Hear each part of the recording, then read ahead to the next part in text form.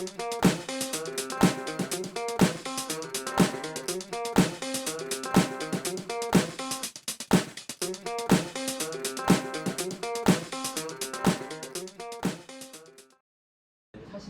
캠핑을 어디 할지 찾는 게 굉장히 힘듭니다. 매일 어디까지 가야지 그 다음에 캠핑 장소를 찾으려고 하면은 시간을 너무 많이 소비를 하게 돼요. 캠핑 장소를 찾기 위해서. 그래서 저는 전날 찾아보거든요. 근데 그 찾는 방법에 노하우를 처음에 이제 좀 노하우가 생겼는데, 러시아 친구들도 러시아에 어디서 캠핑해야 될지를 잘 몰라요. 모르겠는데 숲 이랬는데, 그 시베리아 중간에는 그 숲이 약간 뻘처럼 돼 있어요. 그래서 자전거 들어가면은 그냥 다 빠지는 거예요. 그래서 몇 번 시도했다가 이건 못 가겠구나.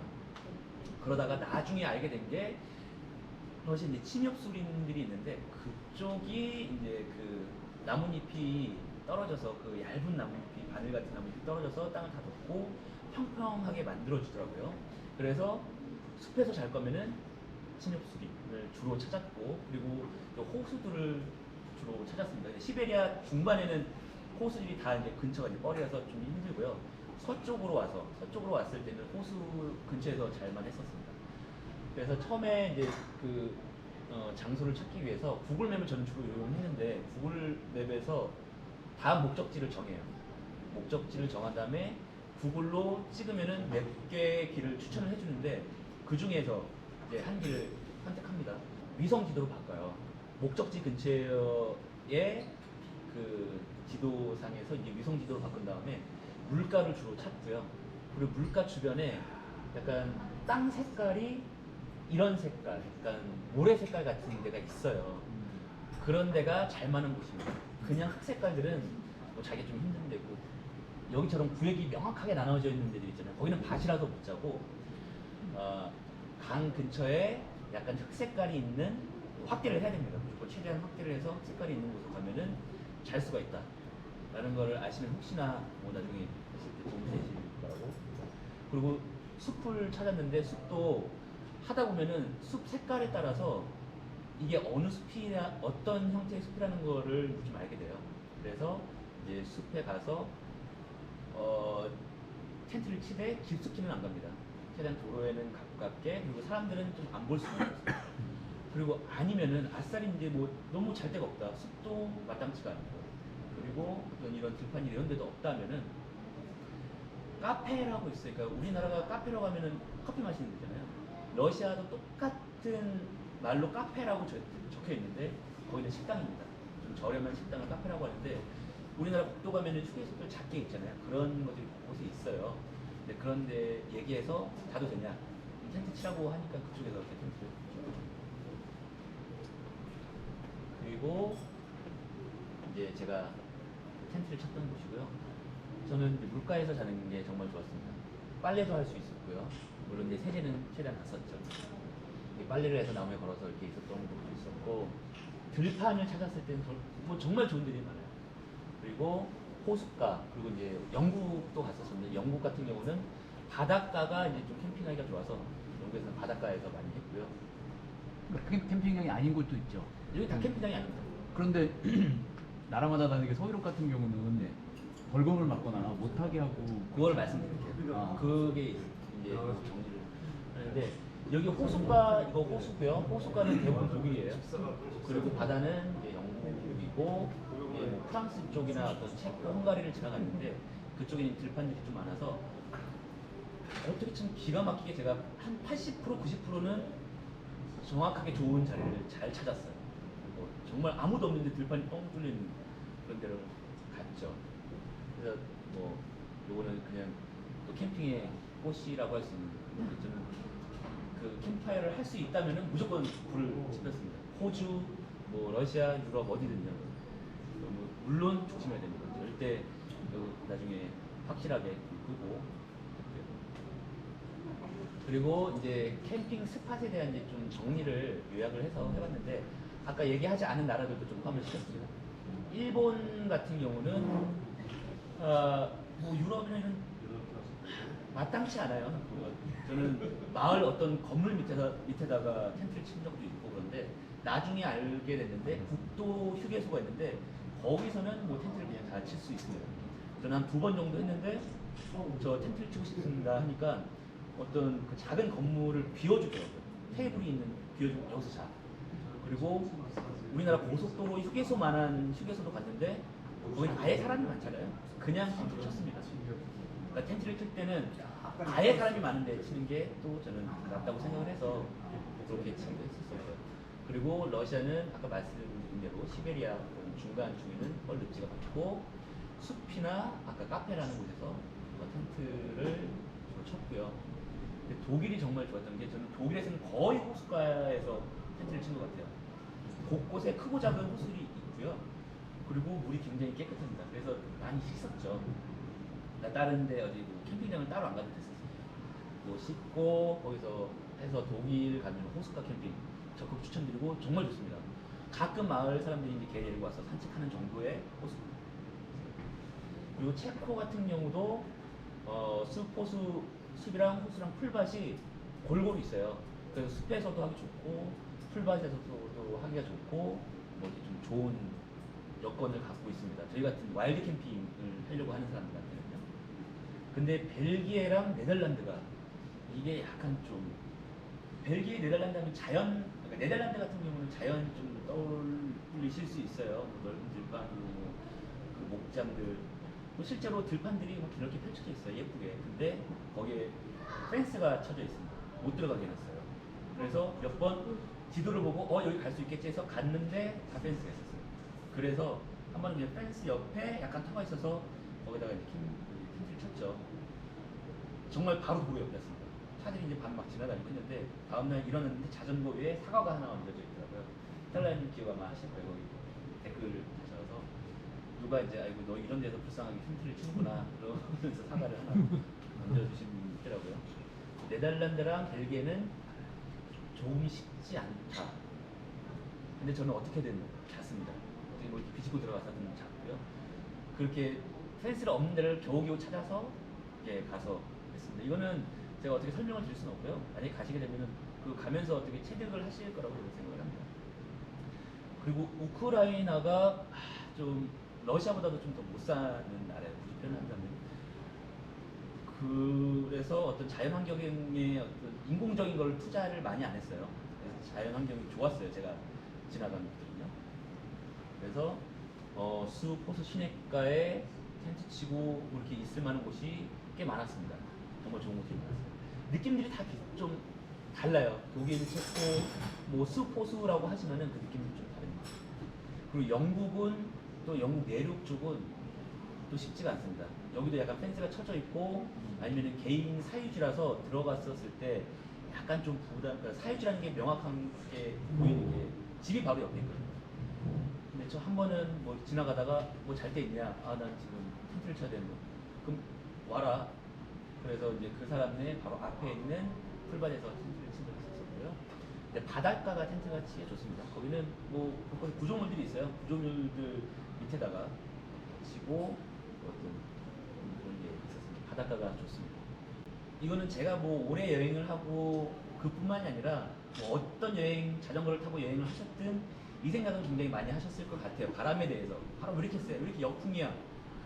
정말 싫잖아요. 그래서 이제 제가 바람을 매일 체크를 했거든요.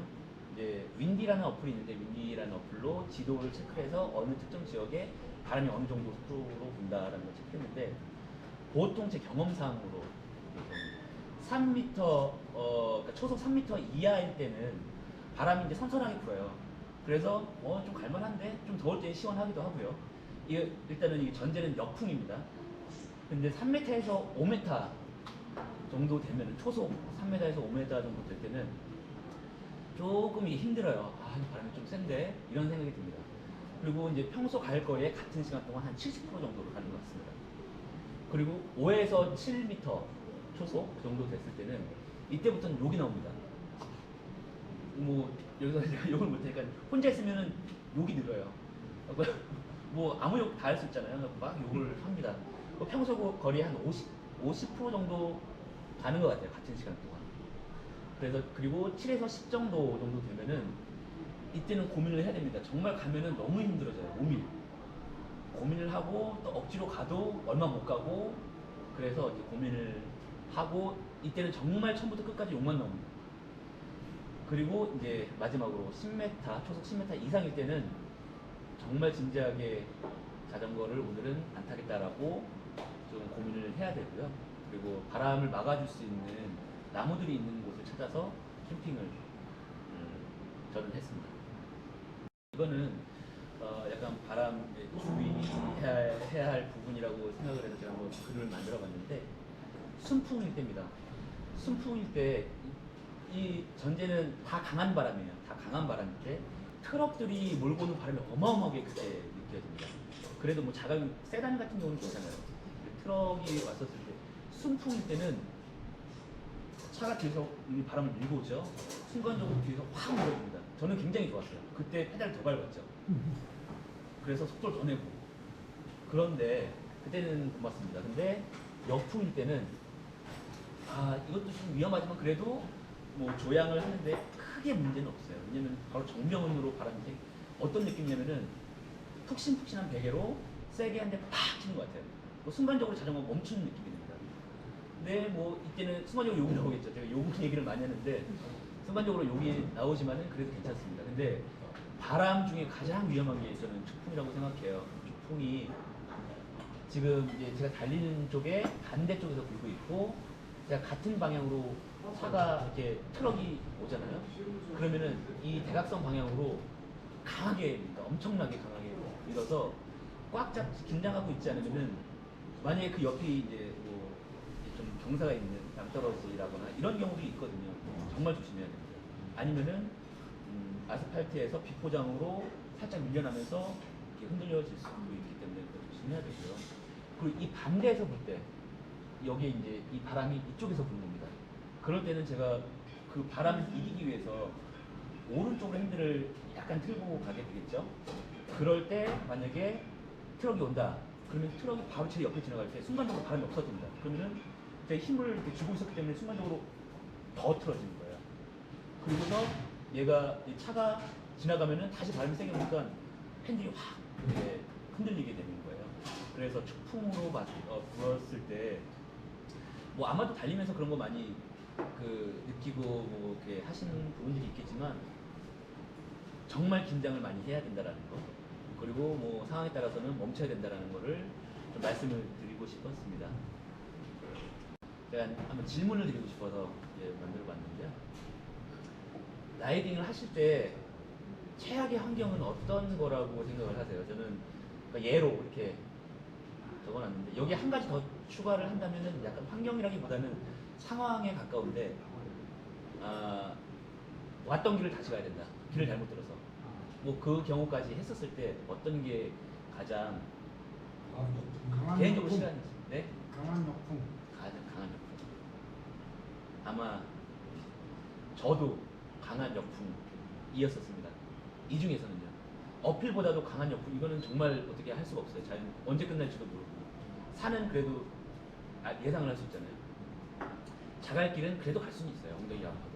세 개가 다 겹칠 수도 있잖아. 중에 자갈길이 맞습니다. 그러면 정말 최악이죠. 근데 이거보다 더 최악이 있어요. 진흙길. 못 가죠? 정말 최악입니다. 이거는 여기 잘은 이게 가벼운 자전거, 그러니까 짐이 없으면은 그래도 진흙길을 그냥 갈 수 있어요.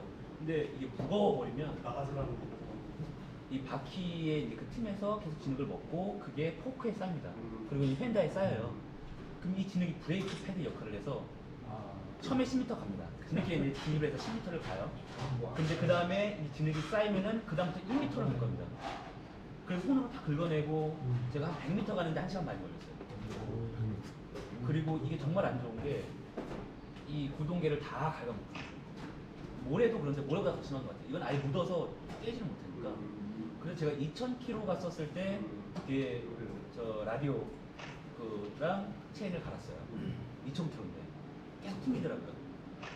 러시아랑 뭐 유럽의 몇몇 국가들, 프랑스 같은 경우 뭐 약간 진흙길이 있어서 그런 길들 뭐 지름길 가겠다고 이렇게 갔다가 이렇게 낭패를 볼 수 있기 때문에 가능하면 아스팔트 길을 때는 추천. 이거는 뭐 개인의 취향이기 때문에 무심코 지나치기 쉽지만 중요한 것들이 있는데요. 자전거에서 나는 저는 정말 그 소리에 몰랐는데 정말 예민하더라고요. 뭐 이렇게 가는 철사를 팅팅 튕기는 소리들을 많이 듣게 돼요. 근데 정말 어딘지 몰라요. 나중에 찾은 게 페달이 너무 많이 이제 계속 조여지니까 그게 부딪히면서 조여지면서 나는 소리가 그렇게 나는 거죠. 그런 걸 신경 쓰다 보니까 저 포크가 망가뜨는 무게를 호주에서 나올 때 무게를 쟀을 때 전체 박스까지 포함이긴 한데 62, 3kg 정도였었어요. 자전거 포함해서. 근데 실제로 호주에서 물을 한 20여 킬로를 달았고 식량을 추가했었을 때 10kg, 그러니까 최대 90kg 정도를 자전거 포함해서 이렇게 달렸었거든요. 근데 그럼에도 불구하고 어떤 자전거에 크게 무리가 없었던 거는 그래도 어떤 소리의 길을 자전거의 어떤 작은 소리의 길을 기울여서 그렇지 않았을까라는 생각합니다. 그래서 저는 자전거 소리가 나면 무조건 서서 찾아봐요. 어떻게든 찾으려고 노력하고 이상이 있다면 바로바로. 그리고 몸의 신호에 귀를 기울여야 됩니다. 가장 근데 당 떨어지는 순간들이 있었어요. 뉴질랜드에서도 심하게 온 적이 있었었고 일본에서 그런 적이 있었었는데 내가 왜 이렇게 어지럽지? 막 구토할 것 같고 너무 힘들고 이런데 이게 어떤 증상인지 모른다 그러면은 뭐 안 되잖아요. 근데 뭐 하다 보면은 그게 이런 증상이구나. 그래서 바로 이제 당을 충전을 해주고요. 그리고 이제 저는 무릎이 이제 영국쯤 갔을 때 무릎이 너무 아팠어요. 그게 나중에 제 스스로 결론 내면 안장 높이. 이 안장이 조금씩 내려가는 거예요. 그게 나중에는 이제 무릎에 무리가 왔었는데 그게 좀 오랫동안 가서 나중에 안장 높이를 바꾸니까 그때는 좀 개선이 되더라고요. 그러니까 신호들을 뭐 자전거든 뭐든 그런 신호의 길을 잘 기우시면 또 여행하는데 어떤 안 좋은 일들을 예방할 수 있을 거라고 생각을 합니다. 그리고 좋은 사람을 만나야 되잖아요. 저는 좋은 사람들 많이 만났거든요.